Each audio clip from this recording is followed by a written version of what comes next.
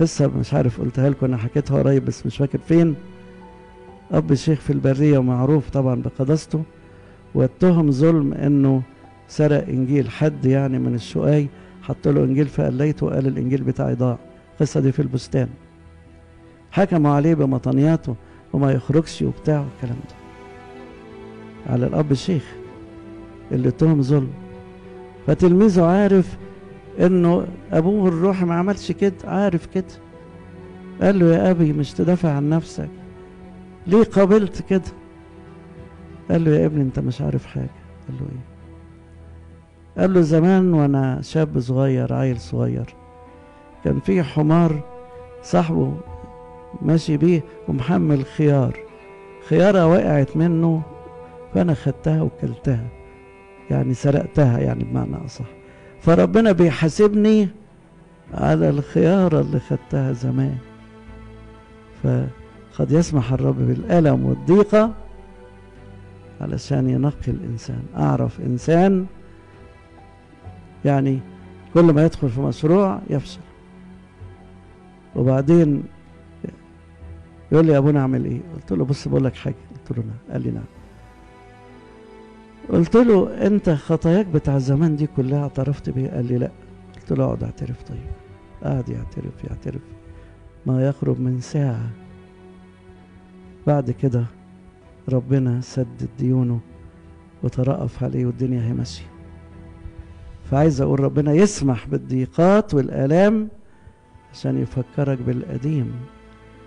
يسمح الله بالآلام زي ما قلت للتنقية والإثمار، عشان يخليك تجيب ثمر.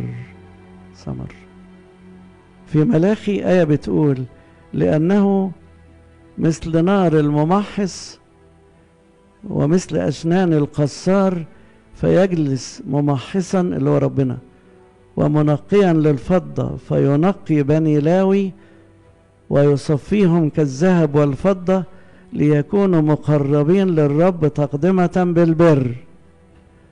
واحدة قرأت الآية دي قالت يعني ايه ينقي زي تنقية الفضة؟ فراحت لصايغ قالت له احكي لي الآية دي يعني ايه تنقية الفضة؟ انت بتنقي الفضة ازاي؟ الأول راحت تكلمه مش عايز يرد عليها الصايغ. يا عم احكي، انا جايه لك عايز اسألك، ما ردش عليها.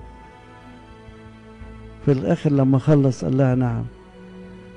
قالت له ما تردش عليا ليه؟ قال لها لأن عيني على الفضة، أفضل أنقي فيها بالنار لغاية لما أشوف صورتي في الفضة. انتوا عارفين المرايات دي مصنوعة من الفضة، ها؟ سيلفر نيتريت، عارفين كده ولا لا؟ قال أنا أفضل أنقي في الفضة لغاية لما أشوف صورتي فيها. فربنا بينقينا لغاية لما يشوف صورته فينا. قد لبسنا المسيح، فبينقينا عشان يشوف صورته فينا زي الذهب. أذكر لدكتور صيدلي أنا أعرفه شخصيا، ما زال he is still alive. زوجته كان متزوج، زوجته مرضت في السرير 16 سنة، كان هو اللي بيخدمها بنفسه 16 سنة، وكان بكل سرور. هذا الإنسان ربنا مبارك له دلوقتي. أو زوج يتحمل زوجته القاسية، أو زوجة تتحمل زوجها القاسي. أمال يا جماعة إحنا عمالين نلبس صلبان ذهب ونمسك صلبان في إيدينا، ما لازم نتحمل الصليب برضو، نشترك في حمل الصليب. في صليب اسمه احتمال التعيير، يعيروك يقول لك لا أصل أنت مسيحي. مرة يعني معلش هو اختبار شخصي بس هقوله لكم. أما رحت أشتغل في دولة خليجية وأنا صيدلي، هو أنا ما كنتش عايز يعني، بس ربنا أراد، واللي حواليا قالوا لي لا ده يمكن ربنا عايزك تسافر لهدف. فرحت مع الراجل الخليجي ده وقابلنا وكيل الوزارة لشؤون الصيدلة، وأنا مع الراجل صاحب الصيدلية، وقابلنا وكيل الوزارة طبعا لابس العقال والجلابية البيضاء وبتاع. قام يقول له ايه؟ يقول له ما لقيتش غير الكافر ده اللي انت جايبه معاك يشتغل لك. قال له يا اخويا انه راجل امين انا اسمع عنه. واخدين بالكم؟ نتحمل التعيير. طب اعمل الراجل ده ايه؟ اقول له لا انت اللي كافر يعني ولا اعمل فيه ايه؟ احتمال التعيير. المسيح على الصليب يقول كده ايه؟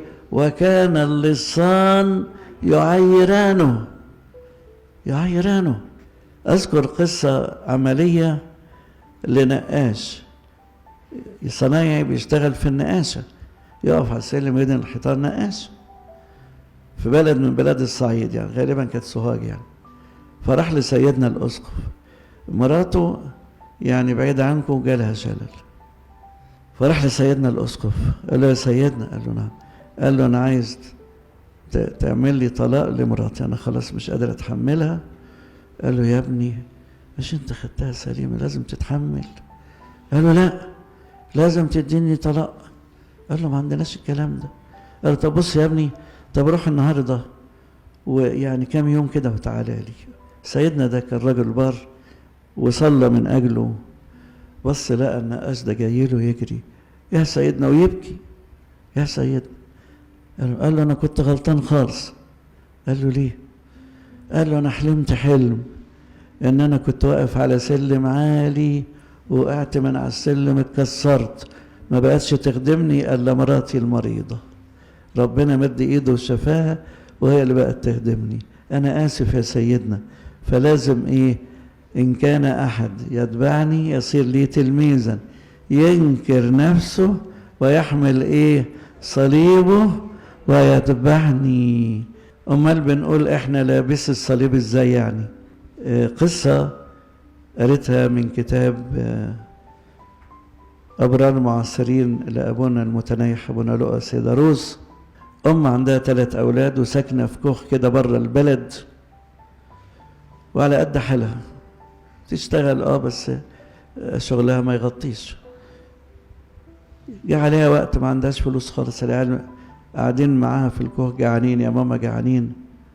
فقعدت تسليهم، فحكت لهم ايه؟ ان ربنا ما بينساش ولاده، ده حتى في وقت المجاعة ربنا ما نسيش ايليا النبي، وكان بيبعت له غراب يجيب له اكل، خبز ولحم صباح وخبز ولحم مساء. وحكت له حكاية الأنبابولة، كان ربنا بيبعت له غراب كل يوم يجيب له نص رغيف، ولما جاله الأنبا أنطونيوس يزوره ربنا بعت الغراب بإيه؟ برغيف كامل. العيال طبعا مبسوطين بالحكاوي بس مستنيين فرج ربنا.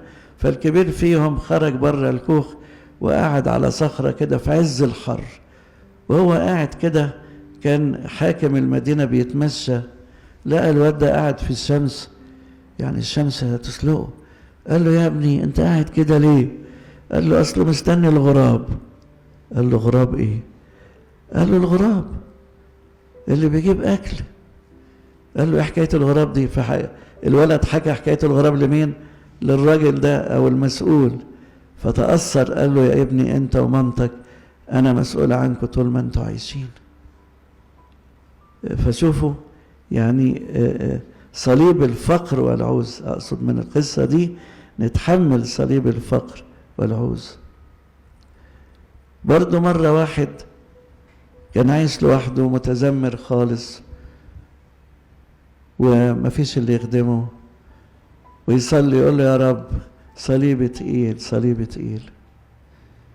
فحلم حلم ربنا حب يعزيه، حلم انه معلق صليب خشبي كبير في صدره، والعالم اللي هو عايش فيه جاله طوفان، المطر اشتغلت والناس بقت تغرق. شفتوا كده الفيضانات اللي بتحصل في اوروبا وفي بلاد بتشوفوها كده في الميديا، والدنيا بتغرق، ده في عربيات كانت بتغرق كمان وناس تركب مراكب عشان تعدي الشارع. فالراجل ده لقى الناس كلها بتغرق وهو ما بيغرقش، عارفين ليه؟ متشعلق فين؟ في الصليب الخشبي بتاعه.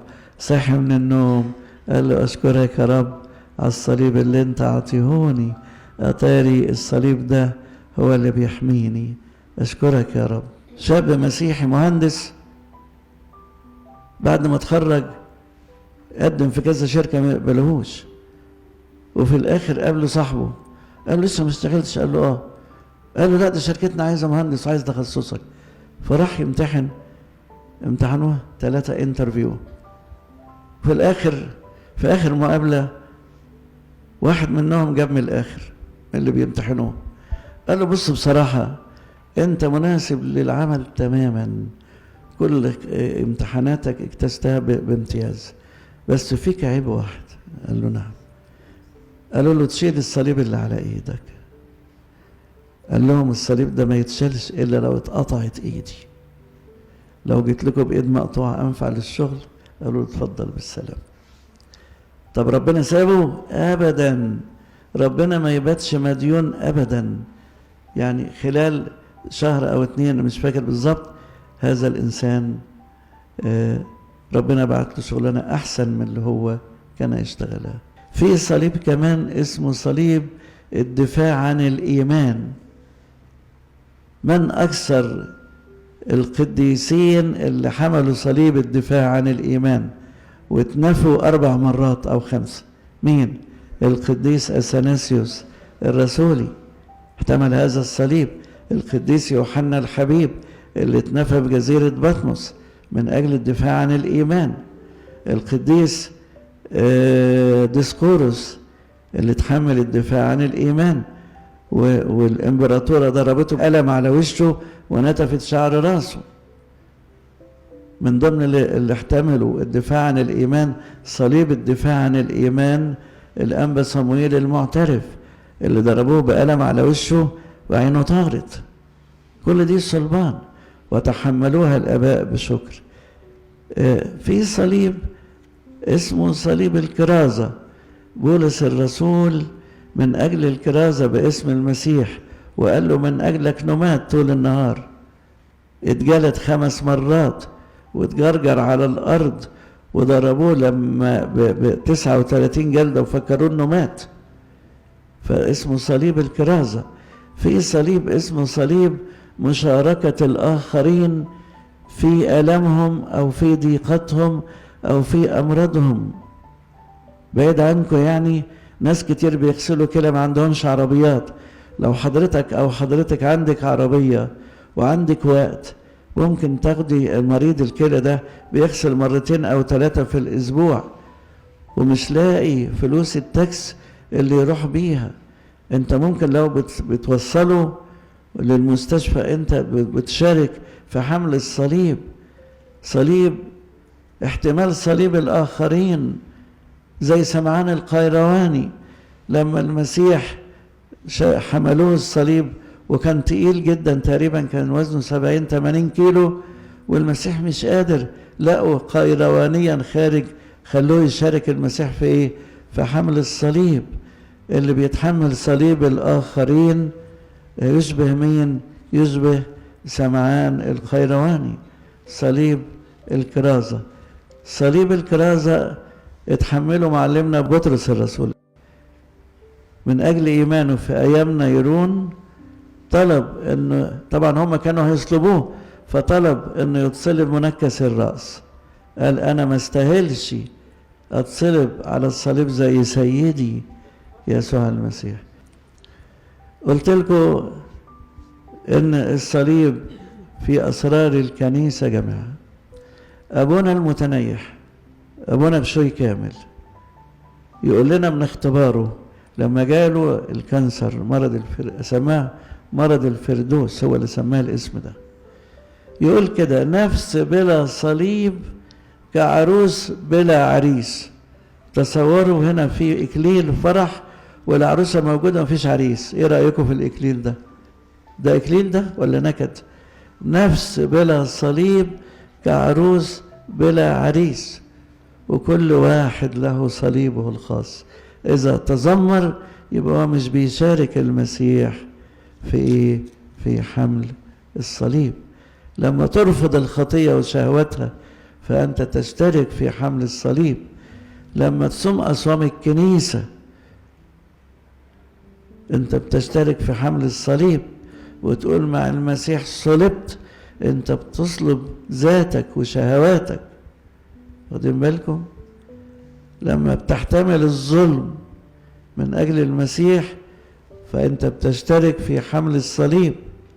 طقس عيد الصليب وألحانه بيبقى طقس فرايحي شعانيني. فمرة أحد الأجانب بيناقش بطريرك أو أحد يعني الأجانب عن المسيحية، يعني أحد الولاة بيقول لبطرك من البطاركة: أنتوا عمالين تقدسوا الصليب الصليب الصليب، وإحنا البلاط ده عليه صليب وبندوس عليه برجلينا، السجادة بيبقى عليها صليب نقش صليب وندوس عليها برجلينا، وانتوا عمالين تقولوا الصليب الصليب.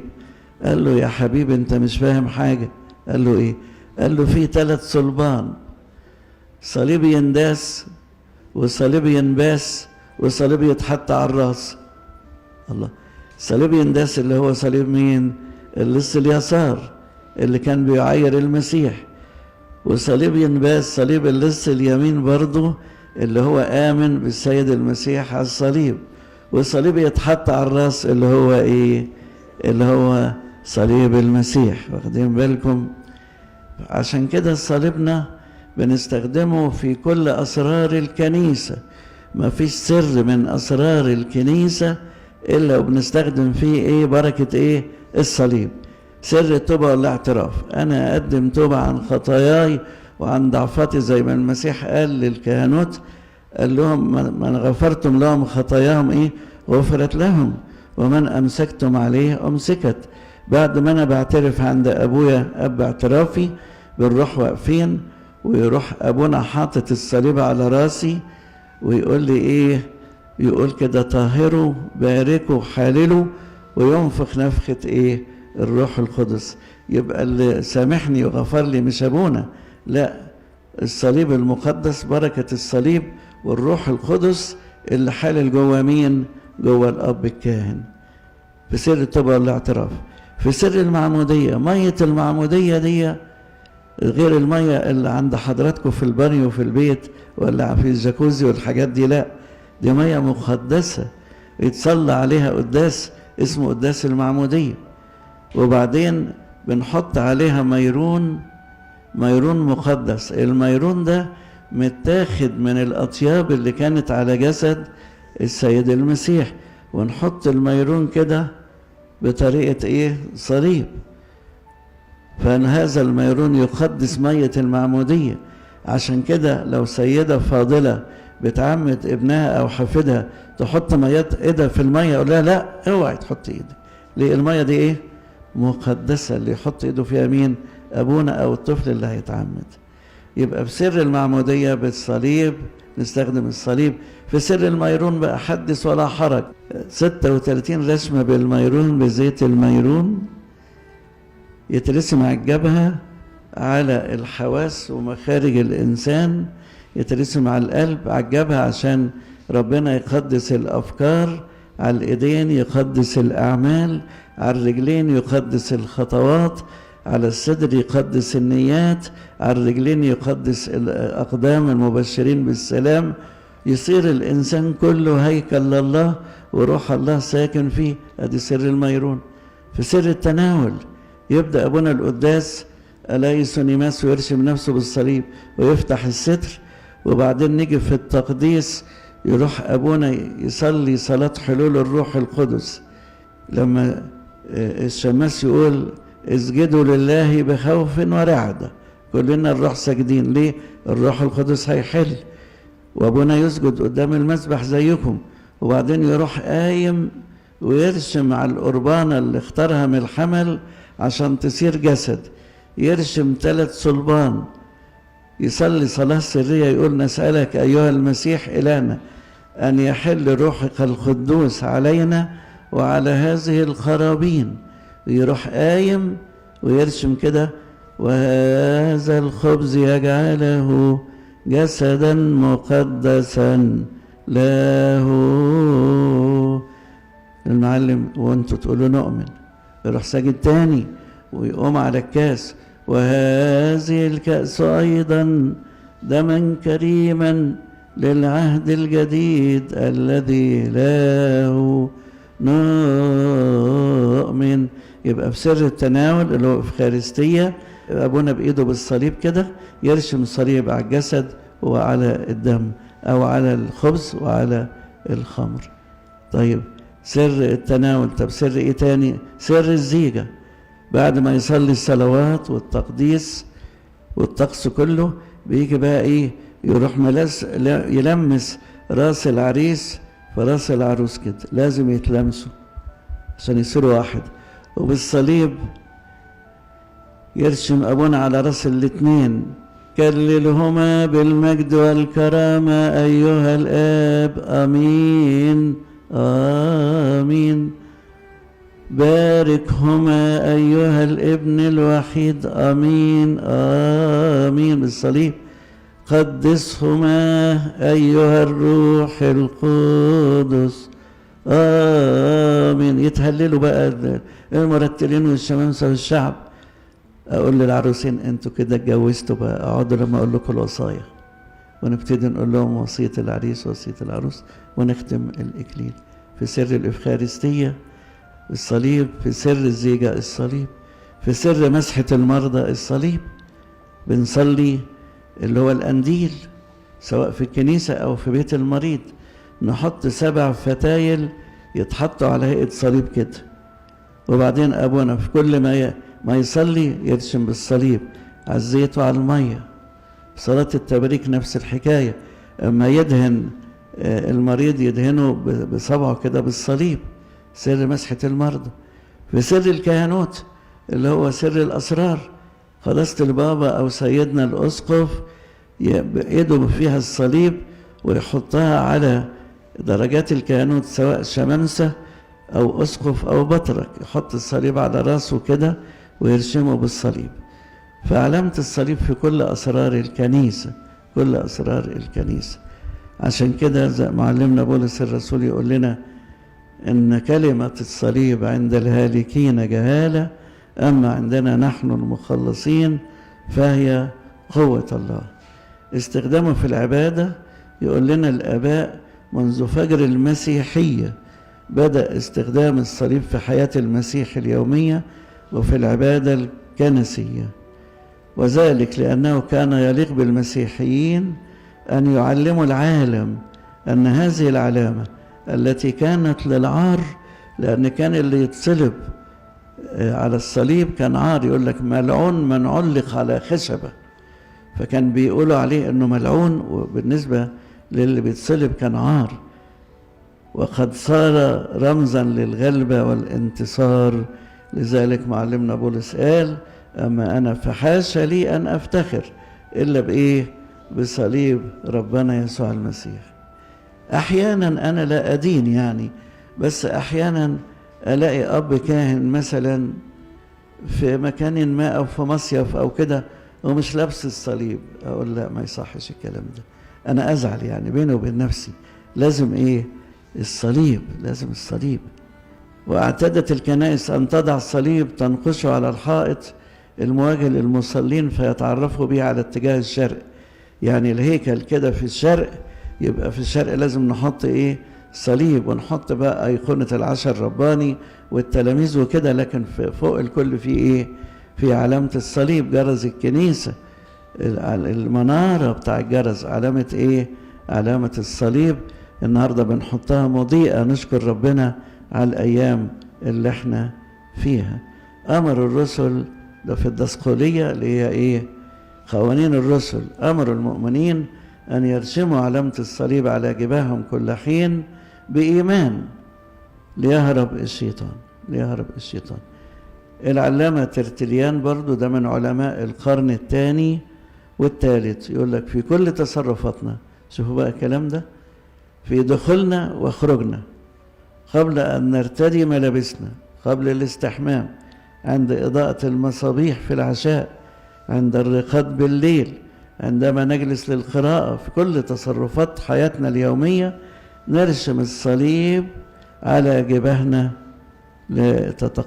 يتقدس كل شيء.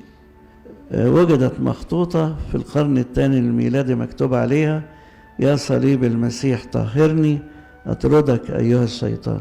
قديس كيرلس السكندري يقول إن يوليانوس عير المسيحيين لأنهم كانوا يسجدون لعود الصليب ويرسمون إشارته على جباههم ويحفروها على أعتاب بيوتهم. مسهيم ده مؤرخ بروتستانتي. على فكرة البروتستانت كانوا زمان ما بيؤمنوش بعلامة الصليب ولا كانوا بيحطوها على كنايسهم، لكن لما شافوا ان الناس بتستعيبهم ازاي الكنيسة امال فين الصليب، دي علامة المسيح.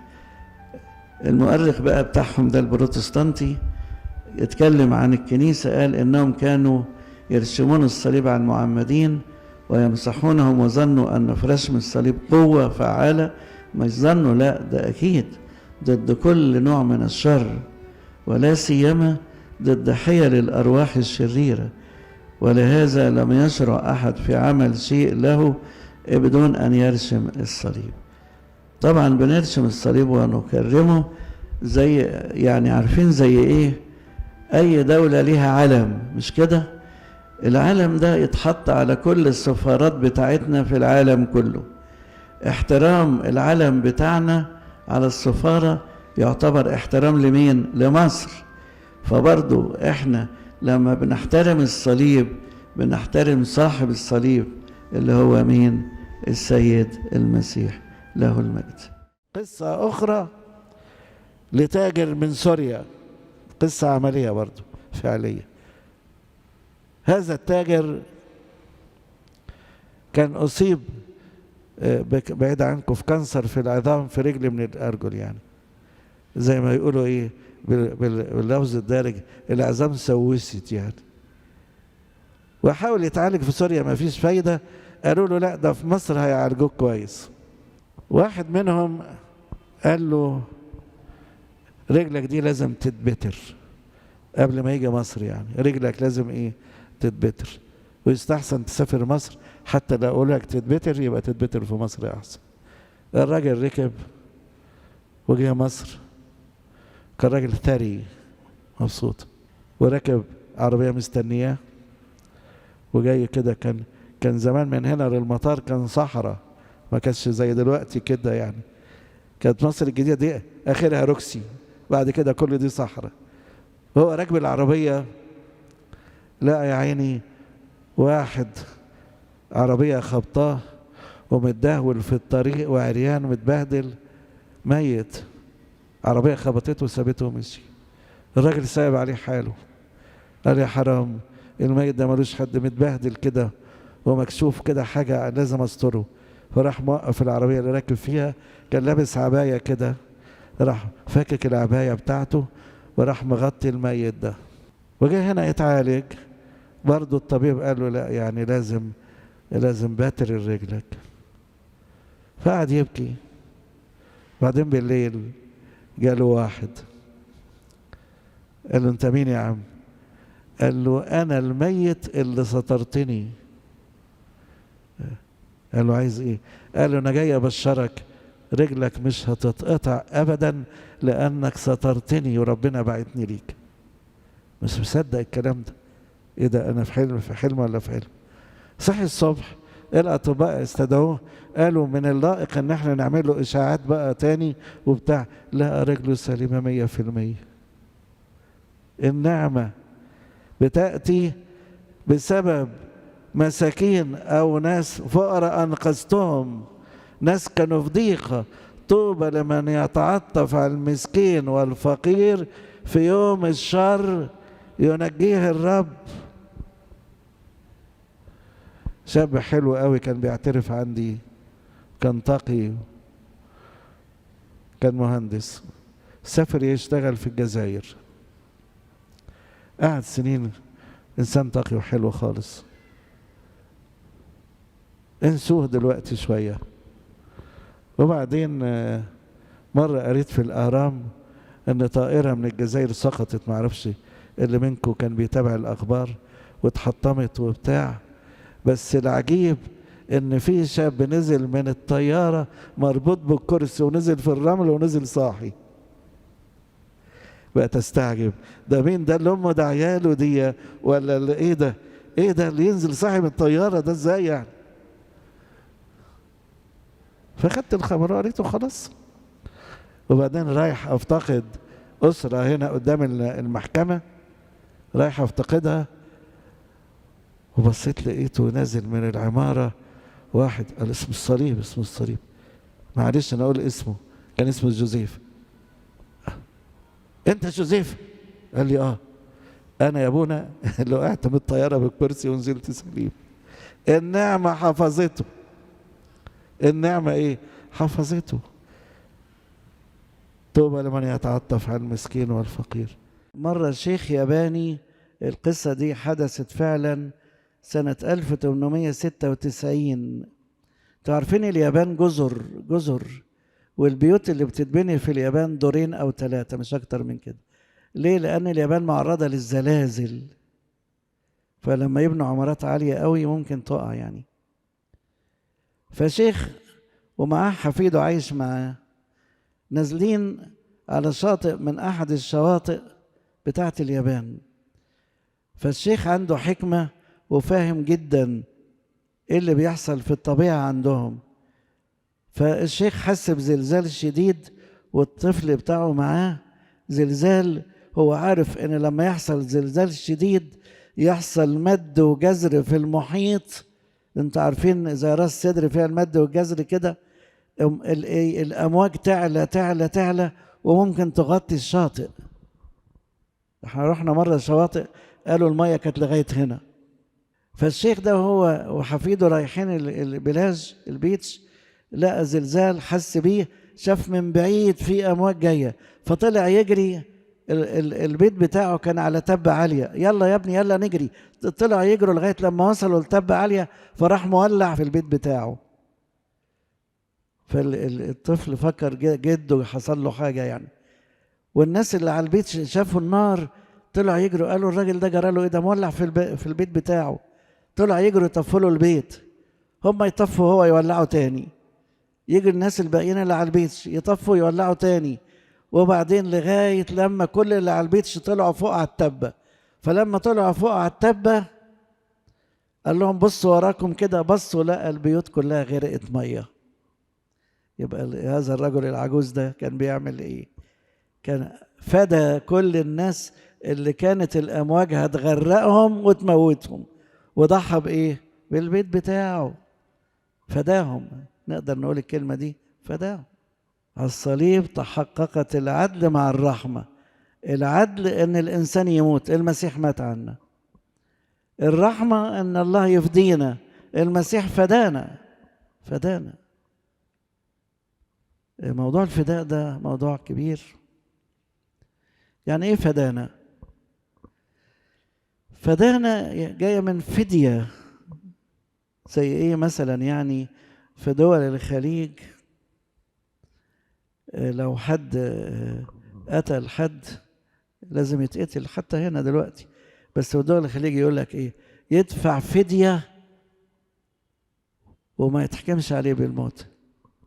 فدية دي كأنه اشترى الإنسان ده، محكوم عليه بالموت لكن هو اشتراه. دفع فدية مثلا 1,000,000 ريال ولا 1,000,000 دولار ولا 1,000,000 معرفش ايه. فدية.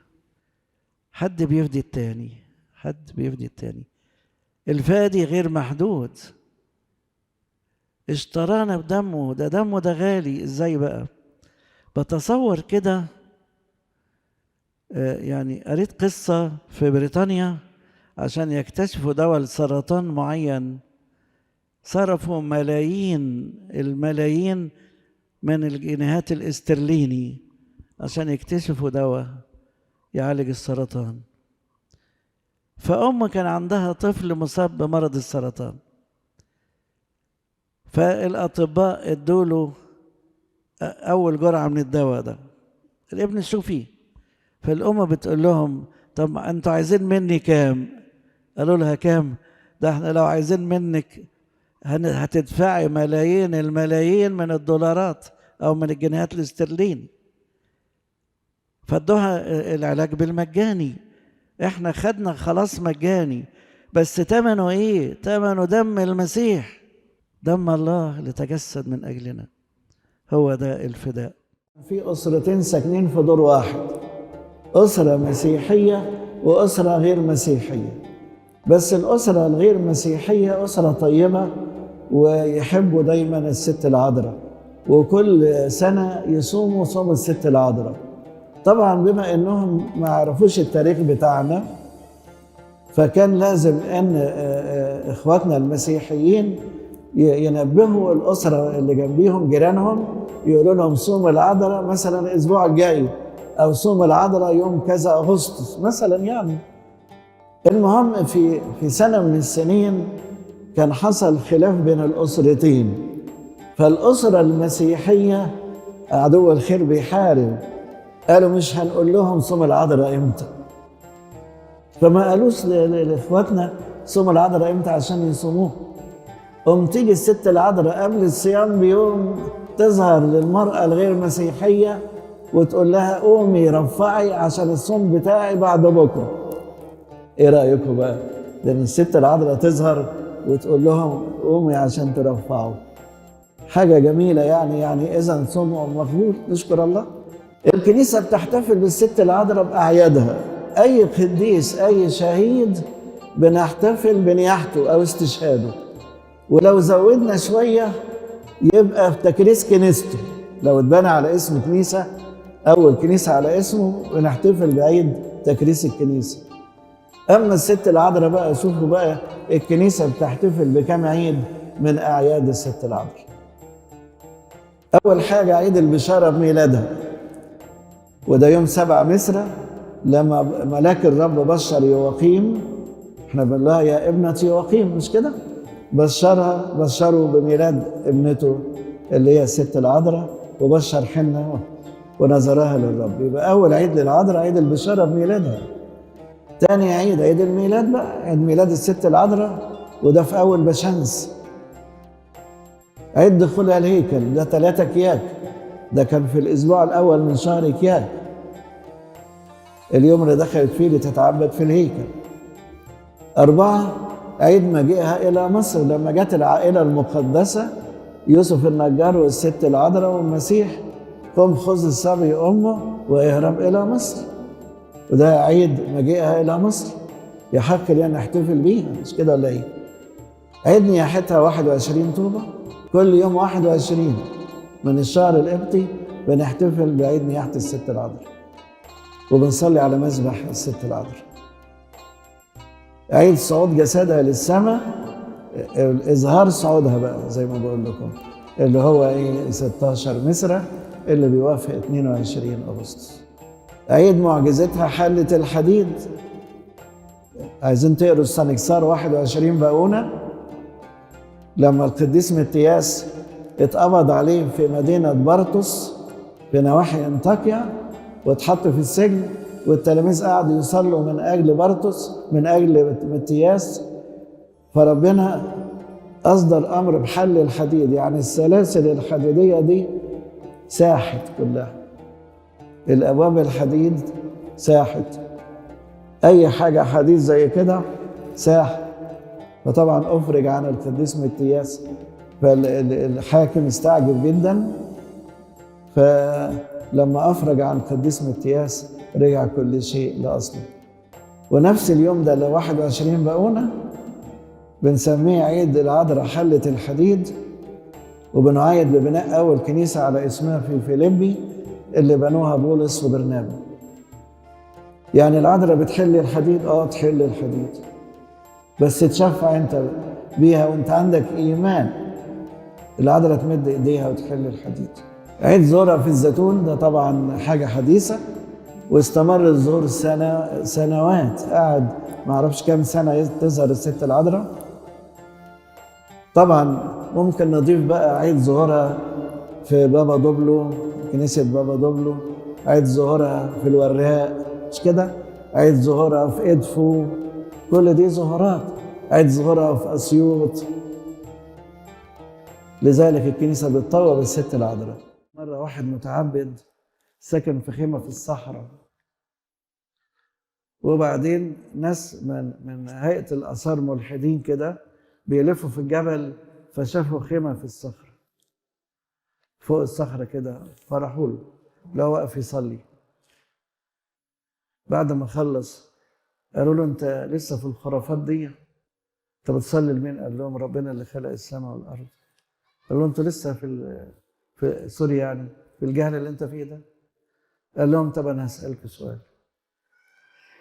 قالوا له نعم. قال لهم هل تعلمون إن في حد زارني امبارح؟ قالوا له احنا عرفنا ان في حد جالك امبارح. قال لهم عرفتوا ازاي؟ قالوا شفنا اثار قدميه ماشيه لغايه لما وصلت ليك للخيمه بالاثار بتاع الاقدام بتاعته. قال لهم الا يوجد اثار في الخليقه تؤكد انه يوجد اله؟ واخدين بالكم ازاي؟ برضه واحد بيتامل في الكون يقول ايه؟ لماذا خلق الله جميع المخلوقات تنظر الى اسفل اما الانسان فينظر الى اعلى؟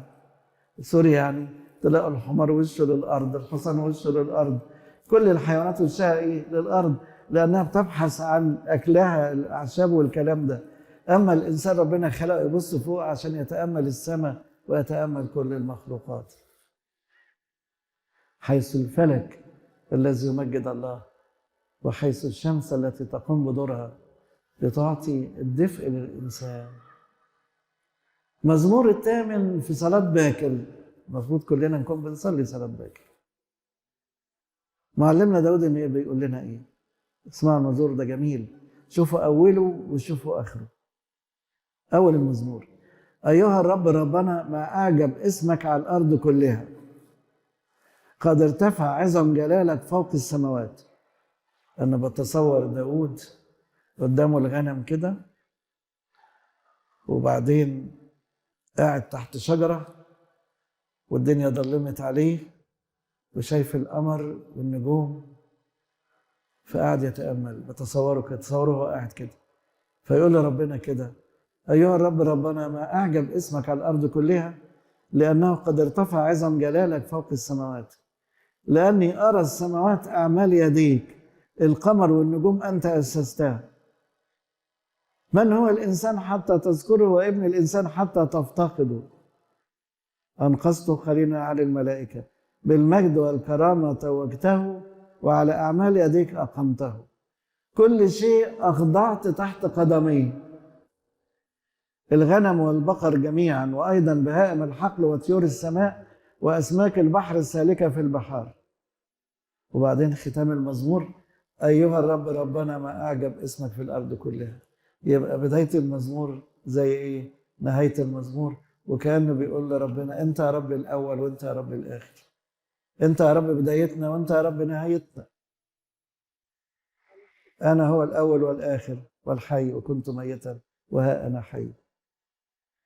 يعني جميل حي الآباء دول. أتذكر معلش ترنيمة كنا بناخدها زمان في مدارس الأحد: من خلق السماء عالية كده وعالية، من خلق الزروع خضرة كده ونامية. ربنا ربنا اللي خلق الدنيا، سبحوه مجدوه، زيدوه علو إلى الأبد رحمته. كثير من القديسين بيصلوا من أجلك وشفاعتهم، شفاعة الست العذراء، شفاعة الست العذراء. بعيد عنكم كان في رجل تاجر يعني ما يجيش الكنيسة ولا يتوب ولا يعترف، وراحوا له كتير ما فيش فايدة، وربنا سمح ليه بالمرض الخبيث بالكانسر. لما جاله المرض ابتدى يصحى لنفسه شوية، ما الذي يحبه الرب ايه؟ يؤدبه. وبعدين طلب ان ابونا يجي يناوله، راح ابونا خد اعترافه وناوله. كل اسبوع والتاني ابونا يروح يوم الحد يناوله. الراجل قلبه اتغير، كل اللي يزوره يقول له صلي من اجلي، صلي من اجلك.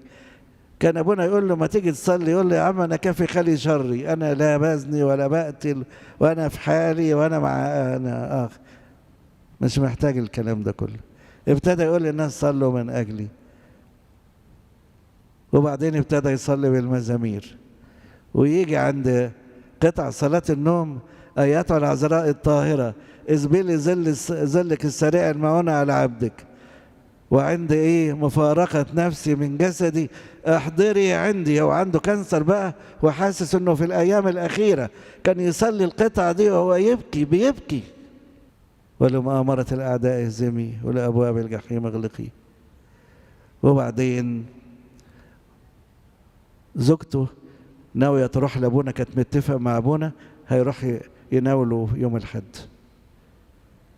فصحي يعني الساعة 4-5 صباحا كده الفجرية، راح مصحي زوجته. ايه اللي مصحيك؟ قال لها العذراء جت وشافتني قالت لي انا جاية علشان اشفيك. لانه كان دايما يقول ايتها العذراء الطاهرة اذبلي ظل السرية المعونة على عبدك. ايه ده انت بتتكلم جد؟ انا كويس، العذراء جت لي وشافتني. ونزل مع السرير وماشي وعادي وكويس خالص.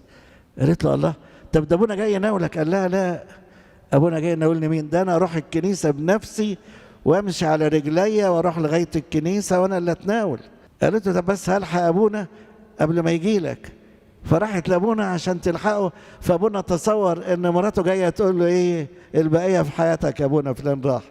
قالت له لا اسكت يا ابونا، ده الراجل خاف وجات له العذراء وشافته وهو جاي يتناول هنا دلوقتي في الكنيسه. فتاتي النعمه عن طريق شفاعة القديسين، عن طريق صلواتك أولا، فالصلاة بتعطي نعم. 2 عن طريق شفاعة القديسين، سواء القديسين الأحياء أو القديسين الذين سافروا للفردوس.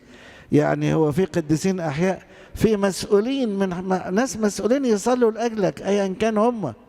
يعني صموئيل النبي كان يقول للشعب حاشا لي أن أخطئ إلى الله وأكف عن الصلاة لأجلكم. حاشا لي أن أخطئ إلى الله وأكف عن الصلاة لأجلكم. يعني حضرتك أو حضرتك لو قلت لي صلي لي يا أبونا وما صليتلكش يبقى دي خطية عليا. إيه رأيكم في الكلام ده؟ يبقى صلوات اللي رقدوا والأحياء أيضا. كنت أعرف رجل قبل ما أدخل الكهنوت، الكلام ده من 30 سنة، كان حارس لعمارة. أنا قلت القصة دي قبل كده. هذا الرجل كان مسيحي بالاسم، كان شرير جدا لدرجة اتخانق مع ساكن وراح جري جاب له سكينة قد كده، كان عايز يضرب الساكن بالسكينة. وللأسف مسيحي واسمه مسيحي. بعد كده ما أنا دخلت الكهنوت، كان في العمارة اللي أنا فيها يعني، لما أنا دخلت الكهنوت ربنا اداني نعمة في عينيه. فبيقول لي يا أبونا هو ينفع أنا أتناول؟ قلت له أنت تتناول؟ قال لي آه. قلت له أنت تعمدت قبل كده؟ قال لي أنا تعمدت عند البلاميس. طيب ممكن تيجي تتعمد عندنا؟ قال لي يا ريت. النعمة اشتغلت معاه. قلت له طب بس قبل المعمودية في توبة، عندك استعداد تتوب وتعترف عن خطأك؟ قال لي قوي. ايه ده؟ ايه النعمة دي؟ فجه تاب واعترف. عندك ايمان بالكنيسة؟ هردد عليك الايمان في المعمودية، لأنه في ايمان بنقوله في المعمودية. قال لي طبعا يا ابونا. انا يا ابونا حس ان انا ماشي غلط. قلت له طب تعالى. جه واعترف وعمته، انا مش عايز اقول ايه، عمدت عيلته كلها بعد كده. المهم واتعمد. صدقوني بقى يجي القداس الاولاني بتاع الست العذراء يوم الاحد، اجي الاقيه موجود قبليه. كان القداس ميعاده 5:30، انا احب اجي بدري، اجي 5:15 الاقيه قاعد هنا. النعمه اشتغلت واستجاب للنعمه. عشان كده ربنا بارك فيه وبارك في ولاده، بقى حاجه حلوه خالص. النعمه تيجي. النعمه منين بقى؟ نحصل على النعمه. طبعا احنا اوريدي خدناها، بس احيانا بنفقدها. احيانا الروح القدس اللي فينا بنطفيه، لا تطفئ الروح. تيجي النعمه بالصلاه، عن طريق الصلاه، عن طريق الصلاه، وتفارق الانسان بسبب الخطيه. قصه في بستان الرهبان، 2 رهبان كانوا ساكنين في قلايه واحده. فمره الاخ الاكبر قال لاخوه انا كنت بشوفك لما تقف تصلي الاقي هالة من نور على راسك كده. قال له وانا كمان بشوف الهالة دي. قال له بس امبارح بالليل ما شفتهاش. ليه؟ قال له ايوه، اصل امبارح كان يوم الاربع وشفت راهب بياكل بدري، اقول في راهب في الدير ما يصومش انقطاع يوم الاربع؟ فأدنت اخويا، فالنعمة فرقته. يبقى بناخد النعمة منين؟ بالصلاة. الصلاة تقول له يا رب انت قلت بدوني لا تستطيع ان تفعل شيء، اديني يا رب نعمة، اديني يا رب نعمة. اللي ربنا عطيهم وناسين انفسهم فجأة تقابلهم مواقف صعبة جدا. قريت قصة لأحد البخلاء ربنا كان عطيه، وزوجته دايما تشتكي من الفرش بتاعهم، عايزين نغير المرتبة، عايزين نغير المرتبة. طيب حاضر، طيب إن شاء الله، طيب الشهر الجاي، طيب الشهر اللي بعده، وهكذا. وبعدين زوجته زهقت جدا، فلما جه أخوها بتشتكي له، بتقول له تتصور عندنا المرتبة من ساعة ما اتجوزنا وبقالنا دلوقتي سنين وسنين مش عايز يغير المرتبة. فجوزها قال لها طيب وماله، أنا هجيب لك مرتبة جديدة ولا تزعلي. فجاب لها مرتبة جديدة. طب والقديمة؟ قالت له نبيعها لبتاع الربابيكي، وراحت بيع المرتبة القديمة. وبعدين جه جوزها من الشغل شاف المرتبة الجديدة، ايه المرتبة دي؟ قالت له ما دام انت مش عايز تجيب لنا، اخويا جاب لنا مرتبة جديدة. قال لها فين القديمة؟ قالت له اديتها لبتاع الربابيكي. الراجل وقع طب ساكت مات. عارفين ليه؟ لكأنه بيحوش كل فلوسه في المرتبة القديمة. القصة دي قريتها تحت عنوان مرتبة تسبح صاحبها تسببت في موته. فهنا الكتاب بيحذرنا، بيقول لي ألا تثقل قلوبكم في خمار وسكر وهموم الحياة، قد ربيتم أنفسكم للذبح. ياما ناس أغنياء ياكل ويموت من التخمة، كوليسترول يعلى والضغط يرتفع وتيجي جلطات ويموتوا بسبب الغنى. يعني لو ما كانش غني ما كانش عمل كده. عارفين قصة الضجيجات جت منين؟ مجمع أفسس سنة 431 كان في واحد بطريرك للأسف اسمه نسطور بينكر إن الست العذراء والدة الإله. فاجتمع المجمع 200 أسقف. طبعا المجمع ما بيجتمعش في لحظة في ساعة، لا أيام. والشعب المسيحي بره كله اللي بيحبوا العذراء، زي لما العذراء ظهرت في الزيتون وقالوا لها ترانيم، يلا ظهري يلا طل نورك طلع. الحاجات اللي الترانيم الجديدة دي اتقالت امتى؟ لما كانت العذراء بتظهر. ففي مجمع أفسس الناس مجتمعين حوالين الكاتدرائية في أفسس، كل اللي ربنا عطيه موهبة الشعر وكتب مديح للست العذراء، وكتب يعني عقيدة بقى اتصبت عقيدتهم ومدائحهم في الست العذراء، فنقوا منها الآباء بقى آباء الكنيسة الأولين، نقوا منها لكل يوم سموه طدقية. طدقية يعني تأوذوكية. ليه؟ لأنها بتتكلم عن مين؟ عن الست العذراء مريم. مرة سواق واحد من أولادنا ركب تاكسي،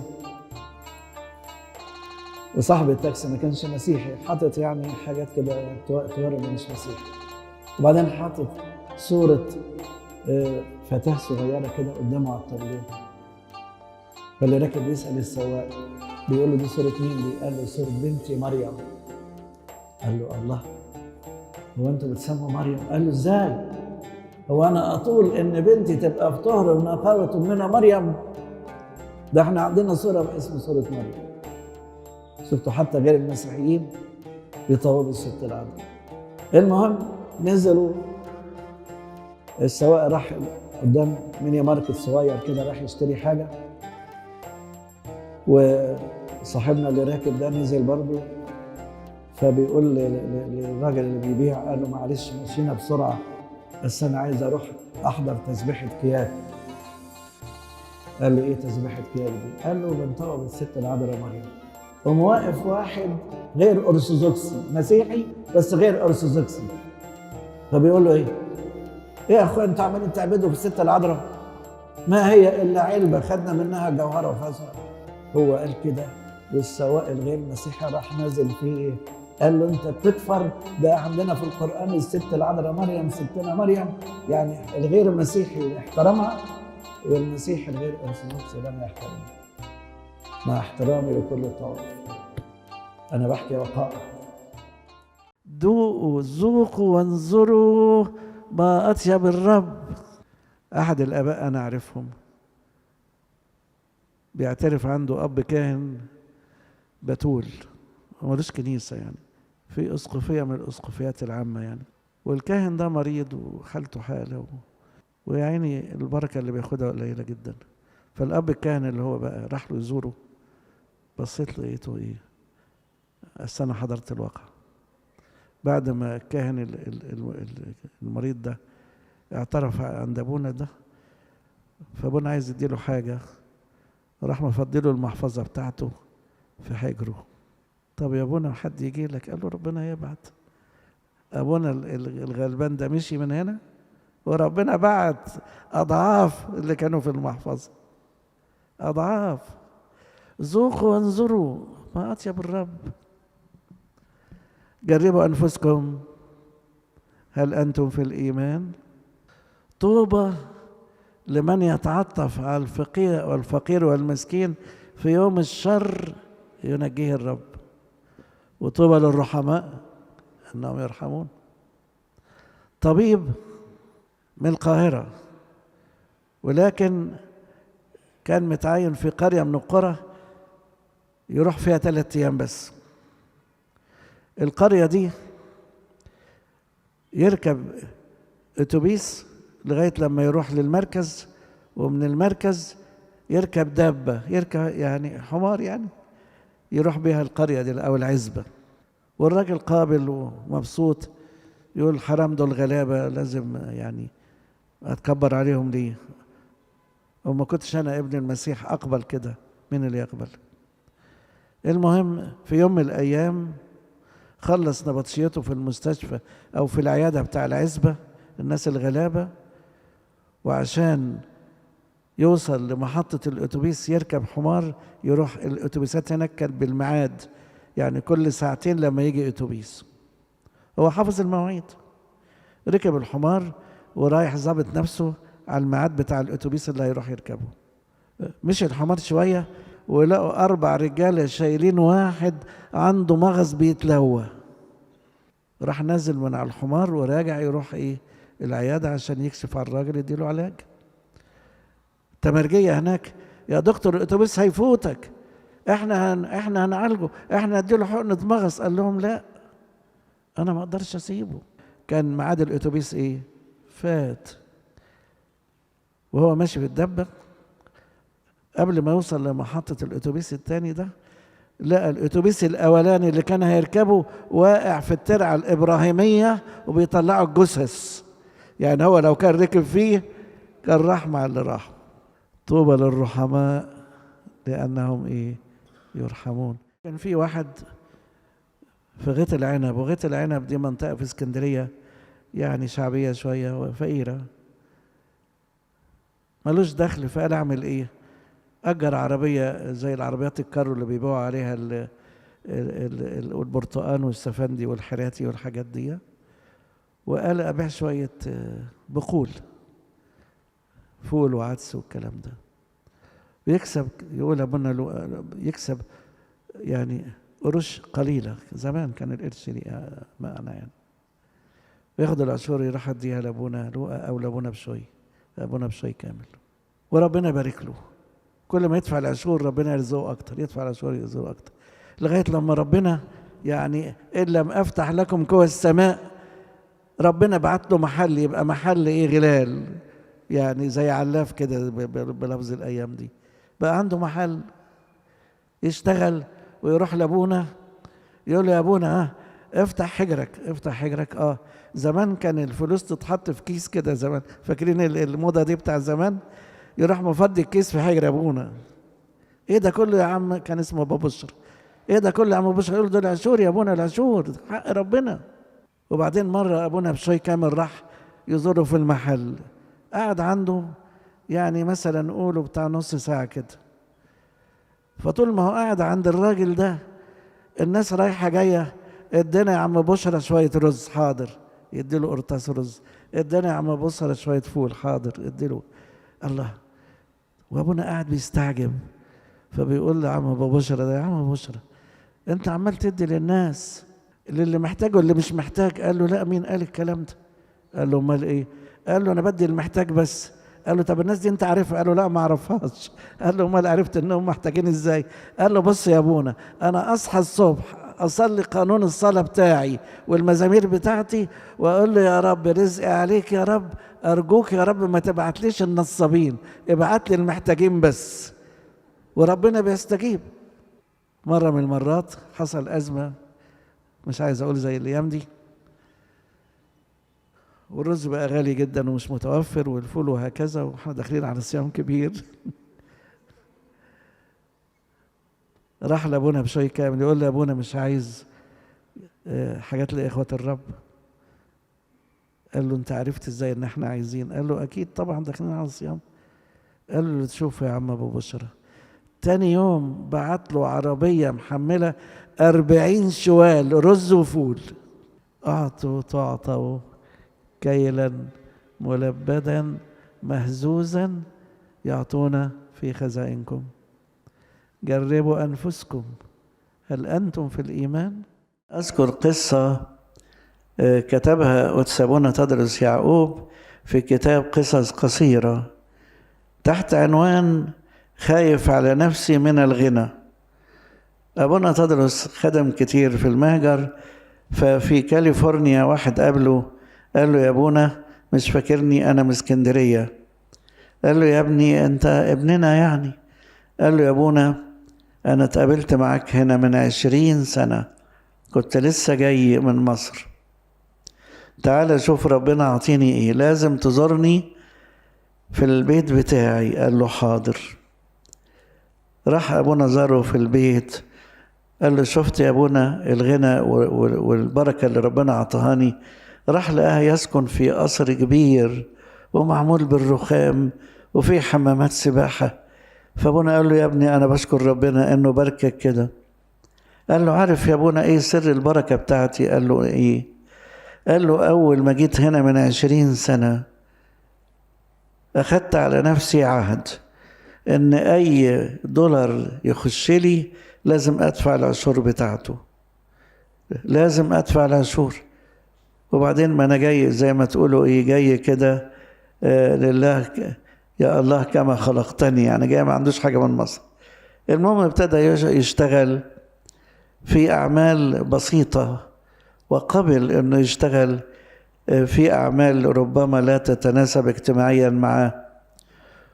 وقال لابونا كل دولار يخش لي لازم ادفع العشور، كل ما ادفع يا ابونا العشور ربنا يديني، كل ما ادفع العشور ربنا يديني. ابتديت ادفع اكتر من العشور، ابتديت ادفع من ال9 أعشار بتاعتي الباقية. ابونا انا كنت بصلي لربنا الايام دي واقول له يا رب كفاياني كده قوي، كفايه يا رب، انا خايف على نفسي لحسن اضل من كتر عطاياك ليا. كل ما ربنا يديني ادي لاخواتي من ال9 أعشار يمكن كلهم بديها لهم، سواء هنا في أمريكا أو في مصر للمحتاجين. فيعني الغنى يعني ممكن ربنا يغني إنسان لأنه شايف إن قلبه حنين، وممكن يغنيه علشان إخواته اللي حواليه. إنما محبة المال هي اللي ربنا بيكرهها، محبة المال. في فرق بين المال والغنى، ومحبة المال ومحبة الغنى. ده اللي قال عنه معلمنا بولس أصل لكل الشرور الذي إذا ابتغاه قوم ضلوا عن الإيمان وطعنوا أنفسهم بأوجاع كثيرة. ما نفس بيسموه الاسقاط، كل واحد يسقط ايه على الاخر. لا، قبل ما تفكر في زوجتك وتقول المفروض كانت تعمل وكانت تسمع وصيه ربنا، ده ابونا وصاها في الانجيل وقال لا يجب عليك ان تطيعيه وما اعرفش ايه. لو ده المسيح علمنا لما راح ليوحنا المعمدان عشان يتعمد، قال له لا، ازاي اعمدك وانا محتاج ان انا اتعمد منك؟ قال له اسمح الان. ايه ده؟ رب المجد بيقول للمخلوق ايه؟ الخالق بيقول للمخلوق ايه؟ اسمح الان. لما التقى بالسامريه يقول لها اذهبي وادعي زوجك، تقول له يا سيد ليس لي زوج. قال لها حسنا قلت. الله. وبعدين يرجعوا يخرجوا على الشاطئ، يلاقوا المسيح ايه؟ مجهز لهم وجبه، هي ايه؟ بقت كويسه.